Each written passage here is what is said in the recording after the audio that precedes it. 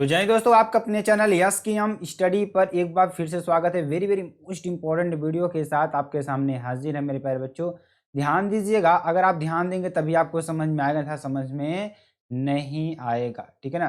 देखिए, हमने आपको पैन एंड जो पैनकेक्स आपका चैप्टर था ना, इस चैप्टर का हमने पूरा आपको मीनिंग सहित आपको देखिए पूरा चैप्टर पढ़ा दिया है। ठीक है ना। चैप्टर पढ़ाने के साथ साथ हमने आपको इसके कुछ क्या किए थे, चार टाइप क्वेश्चंस को कवर किए थे। किसको?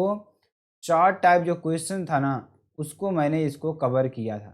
ठीक है ना। तो चार टाइप क्वेश्चंस को कवर किया था। अब आज हम क्या करने वाले हैं, लॉन्ग टाइप क्वेश्चन को कवर करने वाले हैं। ठीक है ना। तो आप सभी लोग हमारे साथ जुड़े रहेंगे तभी आपको समझ में आएगा, अन्यथा समझ में नहीं आएगा। तो मेरे प्यारे बच्चों, देखिए आपको लगातार पढ़ाई करते रहनी है, अच्छी तरीके से समझते रहना है। ठीक है ना। जब आप समझते रहेंगे तभी आपको समझ में आएगा, था समझ में नहीं आएगा। चलिए क्वेश्चन को बढ़ते हैं। क्वेश्चन देखिए, जो लॉन्ग आंसर वाले क्वेश्चन होते हैं इनको आपको 150 शब्दों में लिखना होता है। कितने? 150 शब्दों में लिखना होता है। और ध्यान दीजिएगा, जो भी स्टूडेंट्स हमारे साथ न्यू जुड़ रहे हैं ना, वो चैनल तुरंत क्या कर देंगे, सब्सक्राइब कर देंगे, लाइक कर देंगे और तुरंत ही अपने मित्रों के साथ इसको शेयर कर देंगे। शेयर करने के बाद क्या करेंगे, देखिए आपको लाइक तो जरूर ही करना है, जिससे कि पता चलता है कि हाँ, कि हमारे जो बच्चे हैं वीडियो को लाइक कर रहे हैं। ठीक है ना। चलिए, इसमें क्या करा है कि answer the following questions is not more than 150 words. मतलब जो आपका इसमें जो आप आंसर लिखेंगे वो 150 शब्दों में इसको लिखना होगा। ठीक है ना। चलिए, अब देखिए क्वेश्चन नंबर 1 की बात करें। क्वेश्चन नंबर 1 क्या है, describe makeup room in Gemini studios. ठीक है ना। अगर आप कंपेयर करेंगे ना, अगर शॉर्ट टाइप वाला क्वेश्चन आप पढ़े होंगे ना, तो वहां से भी आप समझ सकते हैं, क्योंकि यहां से और वहां क्वेश्चंस मिलेंगे कुछ ना कुछ। ठीक है ना। तो वो चीज आप लोग ध्यान दीजिएगा और आप लोग इसकी नोट्स जरूर बनाते चलिएगा। ठीक है ना। नोट्स बनाते चलेंगे तो आपको वही बेनिफिट होगा। ठीक है ना। Describe makeup room in Gemini Studios. How was the pancake used in large quantity there, and what was the हिरेची there? ठीक है ना। जेमिनी स्टूडियोज में श्रृंगार कक्षा का वर्णन, वहां पर पेनकेक बड़ी मात्रा में कैसे उपयोग किया जाता था तथा वहां पर पदक्रम क्या था ना। ठीक है ना। मतलब कौन से लोग किसको सजाने का कार्य करते थे, वो सारी चीजों को यहाँ पर आपको बताना है। ठीक है ना। चलिए लिखेंगे in Gemini studios. In Gemini studio मतलब जिमिनी स्टूडियो में there was a department named makeup department situated in the upstairs of a building that was believed to have been Robert Clive's stable. क्या? Robert Clive's stable. ठीक है ना। ये आपके लिए हो जाएगा। तो यहाँ क्या कर रहा है कि जेमिनी स्टूडियो एक विभाग था जिसका नाम श्रृंगार विभाग था, जो ऊपर की मंजिल पर या जिसके बारे में विश्वास किया जाता था, ठीक है ना, कि वह कभी रॉबर्ट क्लाइव का अस्तबल था। क्या था? कभी वह रॉबर्ट क्लाइव का क्या था? अस्तबल था, जहां पर अब श्रृंगार का काम होता है। चलिए, there pancake was used in large quantity because it was used to make up the whole crowd going for shooting. करने का मतलब यहाँ क्या हो जाएगा कि श्रृंगार विभाग में एक कठिन व शूटिंग के लिए जाने वाला संपूर्ण भीड़ का श्रृंगार करने के लिए प्रयोग किया जाता था। ठीक है ना। प्रयोग किया जाता था। और देखेंगे strict hierarchy was maintained in the makeup department. देखिए इसको आप लोग थोड़ा पढ़ लीजिएगा।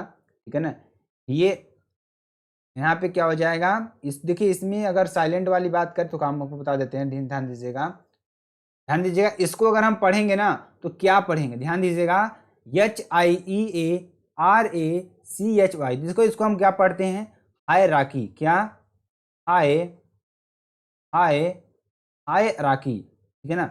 यहाँ पे लिखिए एक बार हम आपको, तो हायरार्की, अराकी। ठीक है ना। इसको इस तरीके से पढ़ते हैं, आप सभी लोग पढ़ लीजिएगा। ठीक है ना।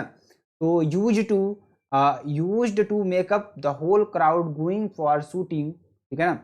A street hierarchy was maintained in the makeup department. करने का मतलब ध्यान दीजिएगा, यहाँ पर क्या कर रहा है कि श्रृंगार विभाग में एक कठिन देखिए यहाँ पर क्या कर रहा है कि कठिन व शूटिंग के लिए जाने वाली संपूर्ण भीड़ का श्रृंगार करने के लिए प्रयोग किया जाता था। ठीक है ना।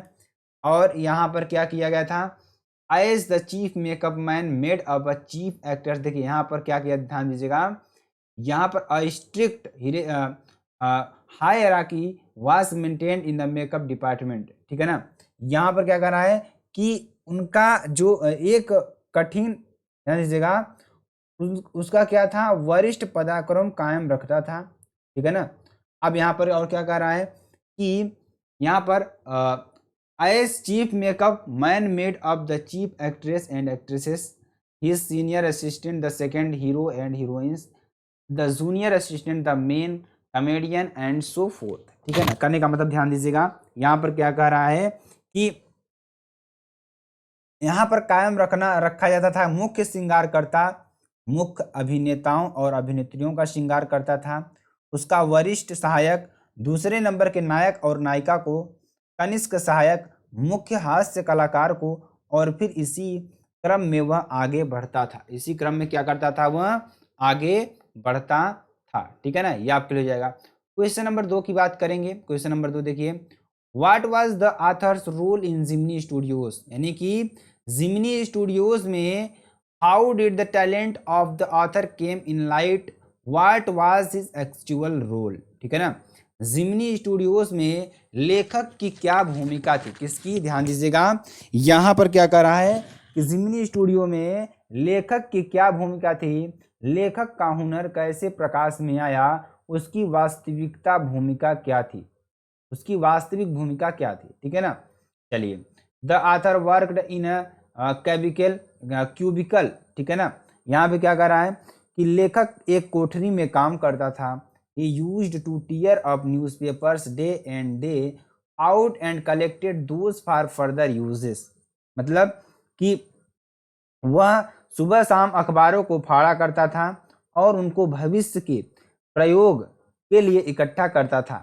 ठीक है ना, once the office boy of the makeup department decided to 18 the great literary talent of the author which was being wasted in such a department fit only for barbers and prevents only. कहने का मतलब यहाँ पर क्या हो जाएगा कि यहाँ पर क्या हो जाएगा, बहुत ही इंपॉर्टेंट ये भी है कि एक बार श्रृंगार विभाग के कार्यालय में काम करने वाले लड़कों ने लेखक के महान साहित्यिक गुण को प्रकाशमान करने का निश्चय किया कि वो प्रतिभा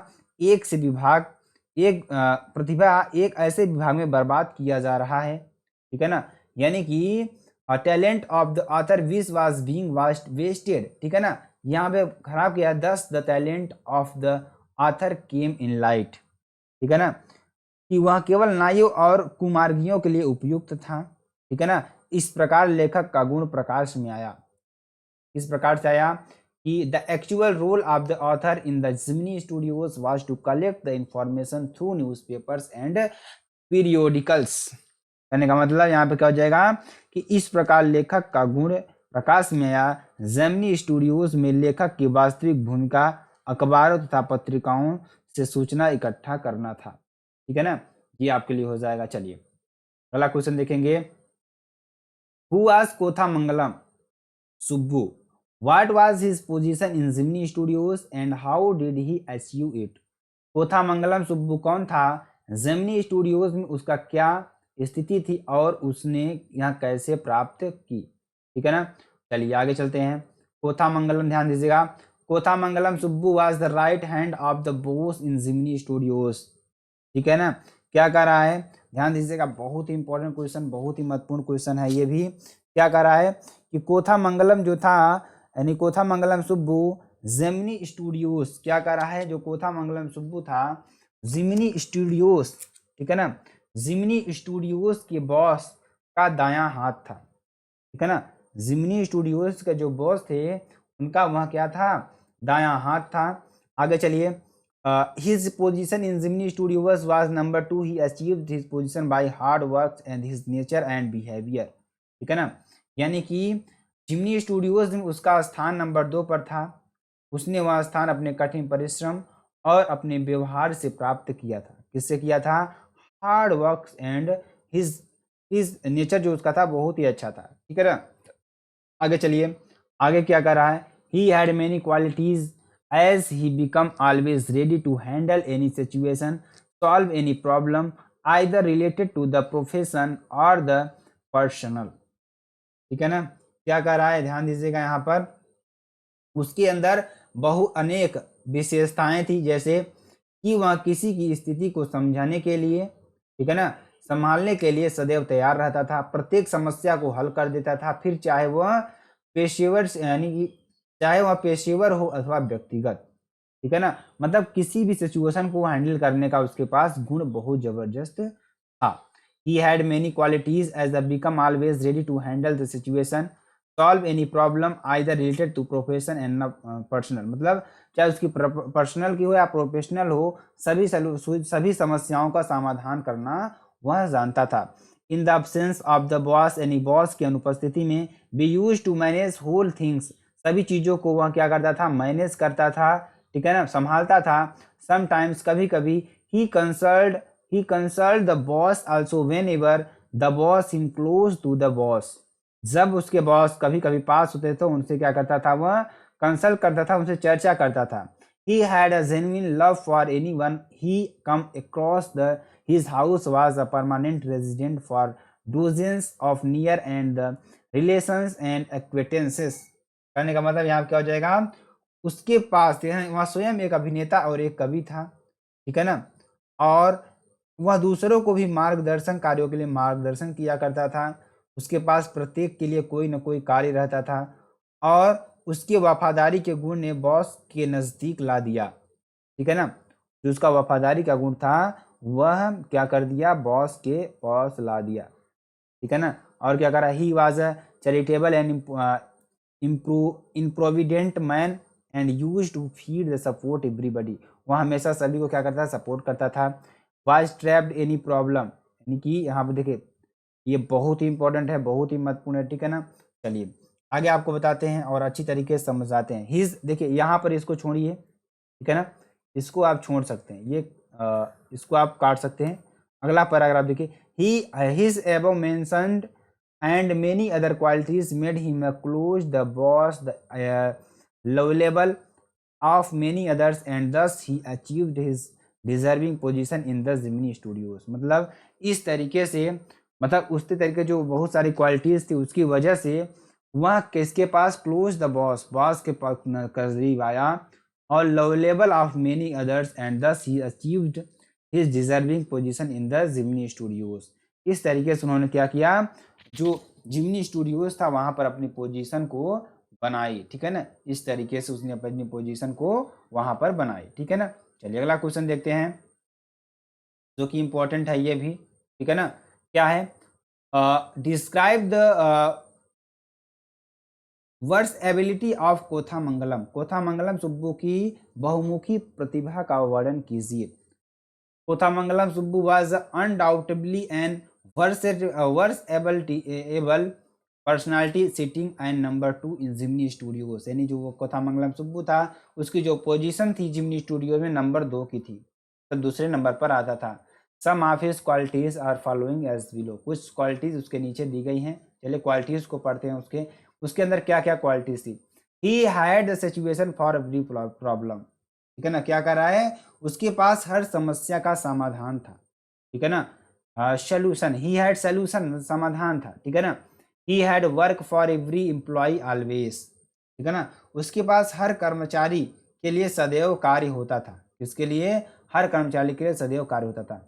ही used to advise the boss even in his problem, ठीक है ना, वह बॉस तक को भी उसकी समस्याओं को सलाह देता था।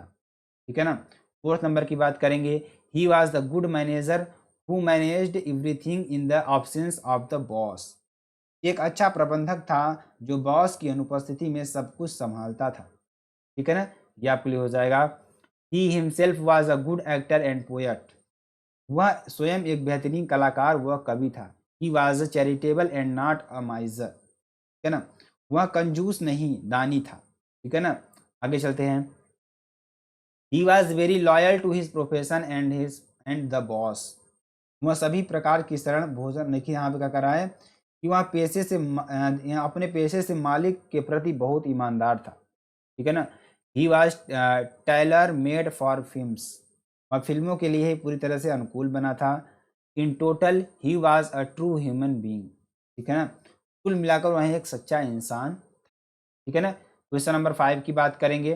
5 नंबर क्वेश्चन देखेंगे, what was the moral rearmament army what did the come to Gemini studios and यहाँ पे क्या हो जाएगा, and what were its effect on the local actors. Moral re apartment army क्या थी, वह जेमिनी स्टूडियोज क्यों पहुंची और क्षेत्रीय कलाकारों पर उसके क्या प्रभाव पड़े, ठीक है ना। तो ध्यान दीजिएगा, moral rearmament army was a troupe with almost 200 strong skilled artist leaded by Frank Buchman, ठीक है ना। कहने का मतलब मॉरल रीआर्मामेंट आर्मी लगभग 200 मजबूत योग कलाकारों का दल था, ठीक है ना, जिसका नेतृत्व फ्रैंक बकमैन करते थे, ठीक है ना।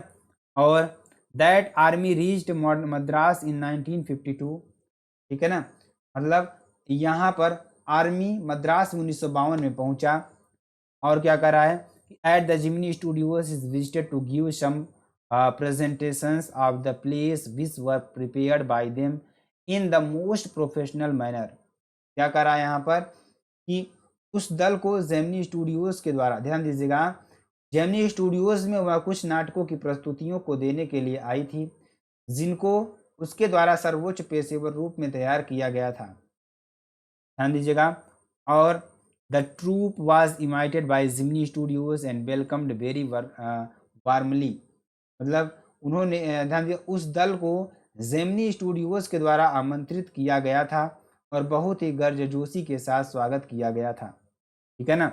और क्या कर रहा है कि the presented two plays Jotham Valley and the Forgotten Factor which impacted the audience of Gemini Studios very effectively for the long time. कहने का मतलब ध्यान दीजिएगा, यहाँ पर क्या है, उन्होंने 2 नाटक जोथम वैली तथा द फॉरगॉटेन फैक्टर प्रस्तुत किए थे जिन्होंने जिमनी स्टूडियोज के श्रोतागणों को बहुत प्रभावशाली ढंग से लंबे समय तक प्रभावित किया। Those 200 people were of all hues and sizes at the least 20 nationalities and the staff of Zimni Studios had a nice time hosting them। कहने का मतलब कि ध्यान दीजिएगा, जिन्होंने जेमिनी स्टूडियो श्रोतागणों को बहुत प्रभावी ढंग से प्रभावित किया, ये 200 लोग सभी आकार प्रकार से कम 20 राष्ट्रों से थे और जेमिनी स्टूडियोज के स्टाफ ने उसका स्वागत करने में बड़ा अच्छा समय बिताया, ठीक है ना। और क्या कर रहे हैं, ध्यान दीजिएगा, वेरी वेरी मोस्ट इंपॉर्टेंट है ये भी, ठीक है ना। चलिए, according to the author the MRA was a kind of counter movement the international communism. In total the arrival of MRA found successful and effective long lasting and Gemini Studios. कहने का मतलब लेखक के अनुसार एमआरए अंतर्राष्ट्रीय साम्यवाद के विरोधी स्वागत करने में बड़ा अच्छा समय बिताया। लेखक के अनुसार एमआरए अंतर्राष्ट्रीय साम्यवाद के विरोधी आंदोलन एक प्रकार था। कुल मिलाकर एमआरए का आगमन जेमिनी स्टूडियोज में सफल व लंबे समय तक प्रभाव छोड़ने वाला पाया गया, ठीक है ना। तो मेरे प्यारे बच्चों, ये ध्यान दीजिएगा, ये पूरा लॉन्ग टाइप क्वेश्चन था आपके लिए जो कि वेरी वेरी मोस्ट इंपॉर्टेंट है। तो आप सभी लोग जल्दी से वीडियो को लाइक शेयर कमेंट जरूर कर दीजिए। फिर मिलते हैं नेक्स्ट वीडियो में नए टॉपिक के साथ, तब तक के लिए मेरे प्यारे बच्चों, जय हिंद,